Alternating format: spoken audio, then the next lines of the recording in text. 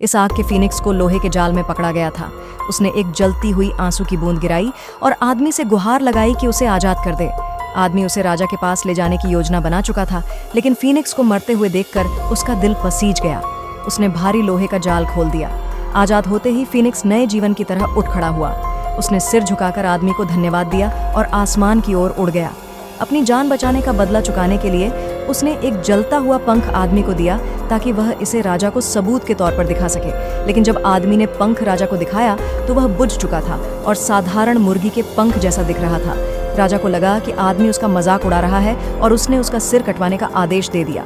जैसे ही जल्लाद वार करने वाला था, वह जलता हुआ पंख अचानक चमकने लगा। पूरा आसमान लाल हो गया क्योंकि फीनिक्स ने आदमी की मुसीबत पहले ही भांप ली थी और उसे बचाने के लिए दूर से उड़कर आ गया। वह शहर की सबसे ऊंची जगह पर उतरा और उसकी गर्म लपटों ने पूरे शहर को रोशनी से भर दिया। यह देखकर शहर के लोग मान गए कि आदमी सच बोल रहा था और उसे हीरो कहने लगे। ये देखकर राजा ने उसे रिहा कर दिया, लेकिन मन ही मन बदला लेने की ठान ली। उसने उसे बर्फीले पहाड़ की चोटी पर सोई हुई राजकुमारी को जगाने का आदेश दिया। राजा जानता था कि यह सफर खतरनाक है और वहां से कोई भी जिंदा वापस नहीं आया, लेकिन राजा यह नहीं जानता था कि इवान के पास एक जादुई गधा था। इवान बर्फीले पहाड़ों के बीच पहुंचा, जहां ठंड के कारण सब कुछ जम चुका था।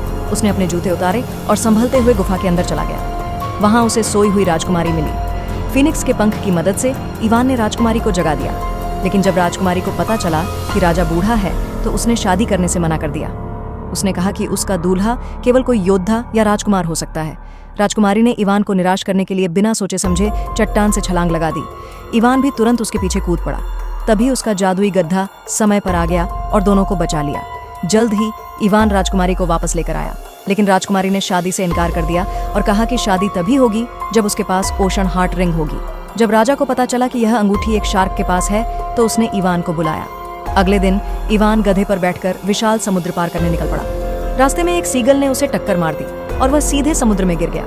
जब इवान समुद्र की गहराई में पहुंचा तो उसने एक विशाल लोहे की जंजीर देखी जो किसी रहस्यमय चीज को बांध रही थी।